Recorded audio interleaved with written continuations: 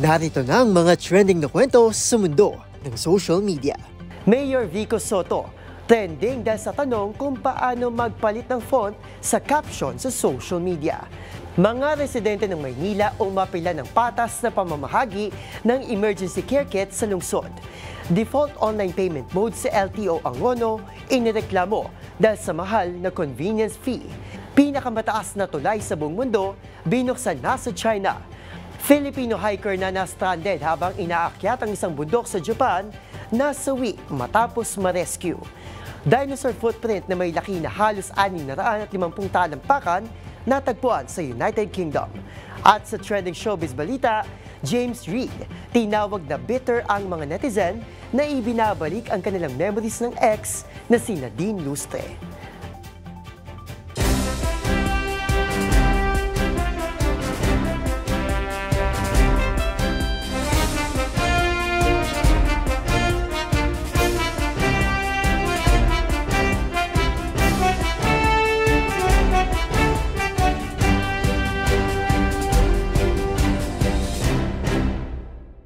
Iba't ibang mga nagva-viral na kwento na naman ang ating pag-uusapan.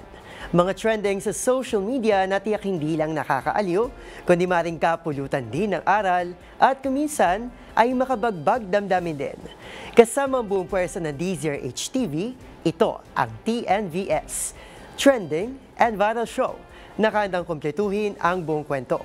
Masaya, malungkot o isyong pambayan man yan, sagot na namin ng inyong tanghalian. Ako po ang inyong lingkod, Arnold Herrera ng DZRH TV. Una sa Pilipinas, una sa Pilipino.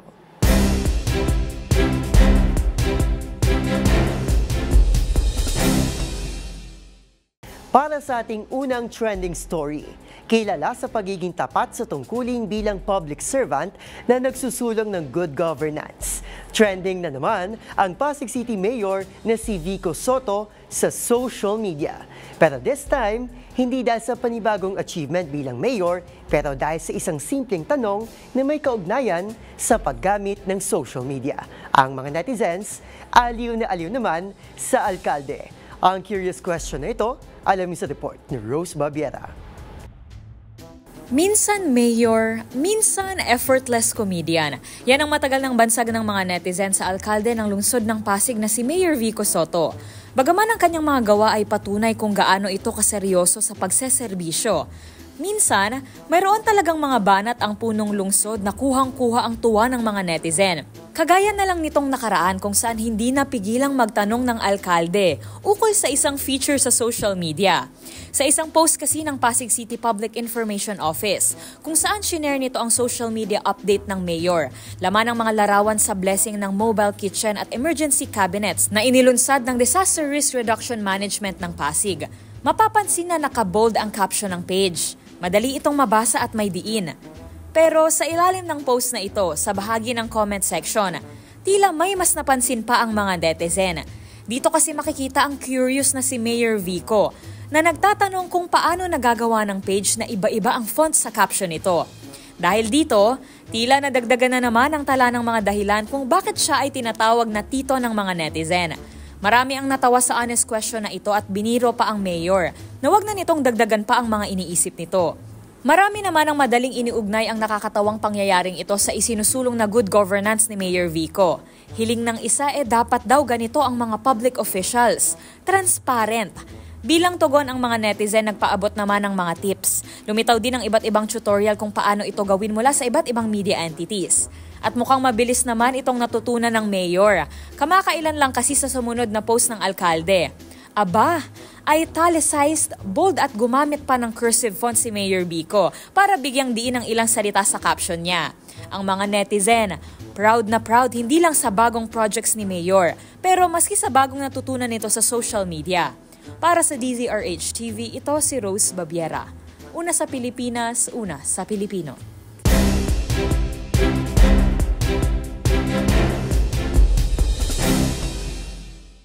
Para sa ating next viral story, bakit sila lang? Umugong ang mga tanong at reklamo mula sa mga Manilenyo matapos ang pamamahagi ng Manila Vital Care Kits ng lokal na pamahalaan. Bagaman mahigit 100,000 kits nang naipamigay sa mga estudyante at empleyado ng lungsod, marami ang nagtatanong kung bakit hindi lahat ng pamilya ay nabigyan. Ang apela ng mga netizen, tinutukan ni Millie Borja.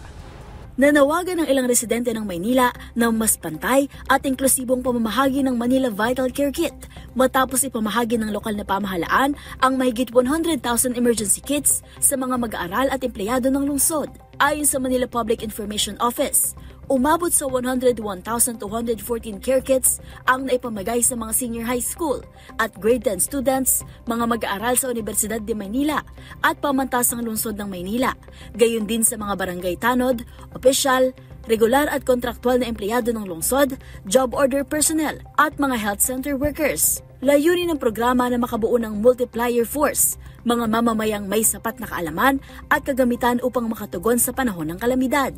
Iginiit ni Mayor Isko Moreno Dumagoso na layunin ng programa na matiyak na ang mga barangay, paaralan at mga workplace sa Maynila ay handa at may kakayahang tumugon sa mga emergency. Gayunman, ilang netizen ang nanawagan ng mas pantay na pamamahagi ng mga kit dahil may mga pamilya umanong nakatanggap ng higit sa isa, habang ang iba naman ay walang natanggap. May mga nanawagan na ipamigay ito per household tulad ng ayuda noong pandemya, upang masigurong bawat tahanan sa Maynila ay may emergency kit na magagamit. Noong 2020, nagpamahagi rin ang pamahalaang lungsod ng go bags sa mga residente na may laman na first aid supplies, pagkain, whistle, power bank at solar-powered radio. Dahil sa sunod-sunod na malalakas na lindol sa bansa, muli na namang nanawagan ng mga Manilenyo na sana ay mabigyan ng ganitong kagamitan ang lahat ng pamilya upang handa sa posibleng kalamidad, lalo't ang West Valley Fault ay dumaan sa lungsod at maaaring lumikha ng malakas na lindol. Para sa DZRH TV, ito si Millie Borja, una sa Pilipinas, una sa Pilipino.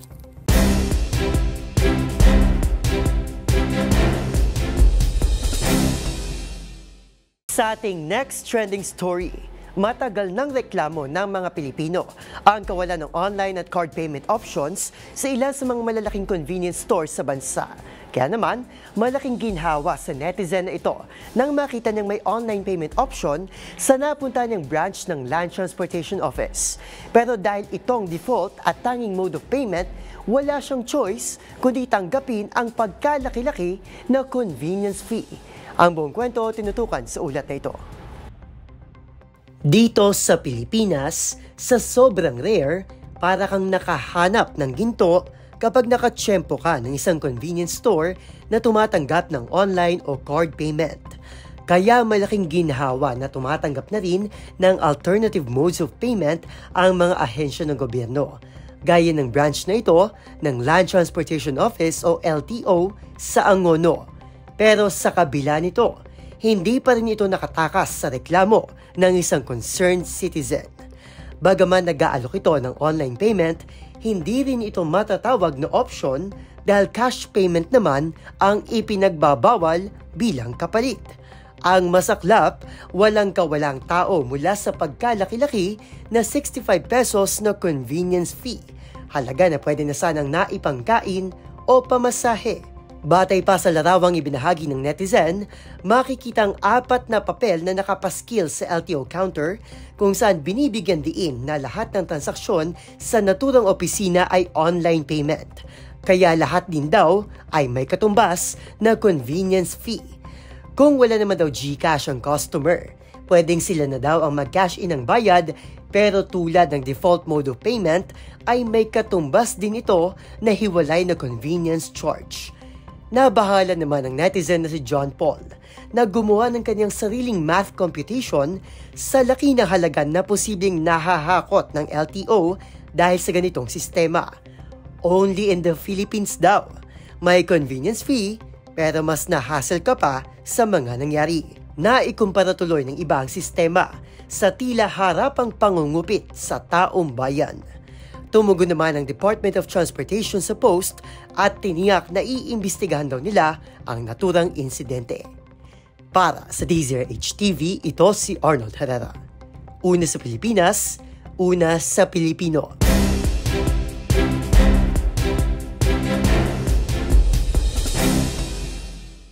Sa ating sunod na istorya, sa loob na 3 taon na tuloy-tuloy na paggawa, natapos at pinasinayaan na sa China ang Huajiang Grand Canyon Bridge, ang itinuturing na pinakamataas at pinakamalaking tulay sa buong mundo.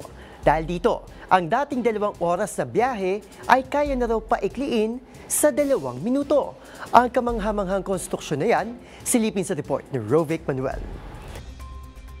Matapos ang 3 taon na tuloy-tuloy na konstruksyon, natapos na at bukas na sa publiko ang Huajiang Grand Canyon Bridge sa Guizhou Province sa China. Ito na ang itinuturing na pinakamataas na tulay sa buong mundo. Ang biyahe dito, sinasabing mula sa dating 2 oras ay kaya na ngayon ng 2 minuto na lang. Ang tulay na yan may taas lang naman na 625 meters o katumbas ng 2,050 feet mula sa ibabaw ng Beipan River. Mas mataas pa ito kaysa sa Golden Gate Bridge sa San Francisco at sa Shanghai Tower na pinakamataas na skyscraper sa China. May haba naman ng tulay na 4,659 feet na pinakamalaki ng naitayo sa kabundukan sa China. Ayon sa Guizhou Highway Engineering Group, ang naturang bridge ay nagpapakita ng husay at kapasidad ng konstruksyon sa lugar na maaring isa pa sa maging world-class tourist destination. Samantala, nahigitan na ng tulay na ito ang dating tallest bridge in the world, ang Millau Viaduct sa France na may haba at taas na 1,000 feet above Tarn River at haba naman na 8,070 feet. Para sa DZRH TV, ito si Rovic Manuel. Una sa Pilipinas, una sa Pilipino.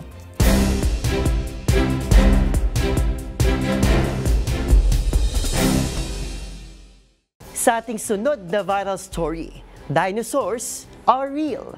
Isa na naman kasing scientific discovery ang natuklasan ng mga eksperto sa United Kingdom nang matagpuan ang isang dinosaur footprint na may laki na 650 feet. Sa inisyal na pag-aaral, isa raw itong tinatawag na Cetusaurus o yung mga dinosaur na mahahaba ang leeg. Kilalanin pa natin sila sa report ni James Galanget. Malamang pamilyar kayo sa sikat na Disney film na The Good Dinosaur at The Land Before Time, tampok ang iba't ibang uri ng dinosaur, kabilang na ang Cetusaurus. Pero sa dami ng mga fossil fuel na nadiskubre ay malamang paunti-unti na rin nabubuo ang konsepto na nabuhay ang mga nilalang na ito noong unang panahon. At ang nagpapatunay pa riyan ay ang kamakailanlang natagpuan ng mga paleontologists sa United Kingdom o UK. Nadiskubre kasi ng mga scientists sa isang British quarry sa UK ang maaaring isa sa pinakamalaking dinosaur footprint na tatagpuan sa kasaysayan na may laki ng halos 650 feet. Ayon kay Emma Nichols mula sa Oxford University Museum of Natural History, sa kanilang inisyal na pag-aaral, maaaring isang footprint ito ng tinatawag na Cetusaurus na karaniwang nadidiskubre na sa nasabing bansa. Ang Cetusaurus ay isang 4-legged dinosaur na may mahabang leeg at kumakain lamang ng mga halaman na may taas na 18 metro. Ayon pa sa mga eksperto, nabuhay ang mga ito mahigit 160 milyong taon na ang nakaraan o noong panahon pa ng Middle Jurassic period. Samantala, kinilala naman ang mga ito bilang mga whale lizard na binigyang ngalan ng kilalang paleontologist na si Richard Owen noong 1842. Habang ito naman ang isa sa mga unang sauropod dinosaur o ang grupo ng mga ituturing na pinakamalaking hayop na nabuhay sa mundo. Kasalukuyang hinuhukay na ng mga paleontologists sa nasabing site upang mas lalo pa ito mapag-aralan ng mga eksperto. Para sa DZRH TV, ito si James Galange, una sa Pilipinas, una sa Pilipino.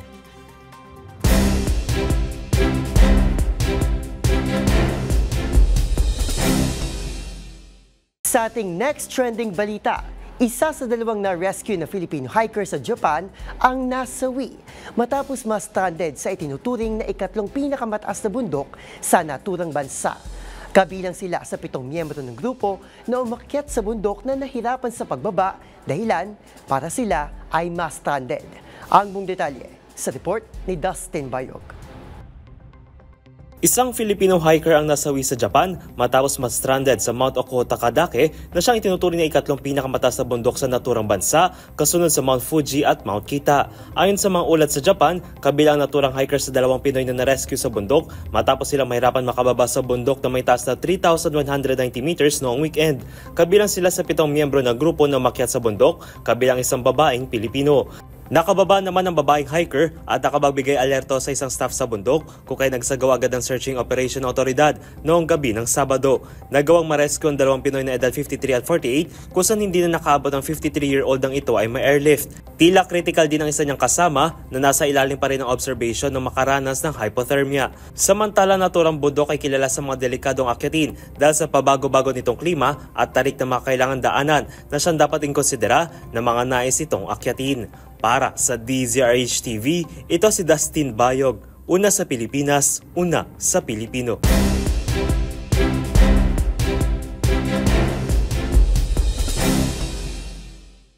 At sa mundo naman ng showbiz, hindi pinalampas ng actor-singer na si James Reid ang natanggap na komento sa social media na marahil Team J din pa rin makalipas ang 5 taon mula nang maghiwalay sila ni Nadine Lustre. Si James, tinawag na bitter ang mga netizen na ibinabalik pa rin ang ilan sa kanilang memories ng aktres. Ang diretsang banat ng grand romantic hitmaker sa mga basher nila ngayon ng girlfriend niya na si Isa Pressman sa report ni Showbiz Angel. Bumuelta ang aktor na si James Reid sa ilang netizens na ibinabalik online ang memories nila ng ex-girlfriend na si Nadine Lustre. Sa pinakahuli kasing post ni James sa TikTok kung saan kumakanta ito habang nagigitara, marami pa rin ang tila Team J din na nagko-comment ng kanilang mga lumang larawan ng aktres. Diretsahang payag ni James, marami pa rin daw ang bitter na tila hindi na lang siya hayaan maging masaya. Wish nito na sana makahanap din daw ang mga netizen ng katulad ng love na naranasan niya ngayon. Something na nagbibigay inspirasyon sa kanya at dahilan kung bakit lagi raw itong binibigay ang best. Kasunod naman ang mga komento ng netizens, kalakip ang kanilang old photos ni Nadine. Tila lumaban naman si James gamit ang kanilang sweet photos ng girlfriend. Si James ay in a relationship sa modelo at kapatid ni Yasi Pressman na si Isa, habang si Nadine may boyfriend ang negosyanteng si Christoph Barrio. Kung matatandaan, 2020 nang pumutok ang balitang hiwalay na ang Jadine matapos ang halos 4 na taong relasyon. Sa ngayon, naka-off na ang comment section ng naturang TikTok post ni James Reid. Para sa DZRH TV, ito po ang inyong Showbiz Angel. Una sa Pilipinas, una sa Pilipino.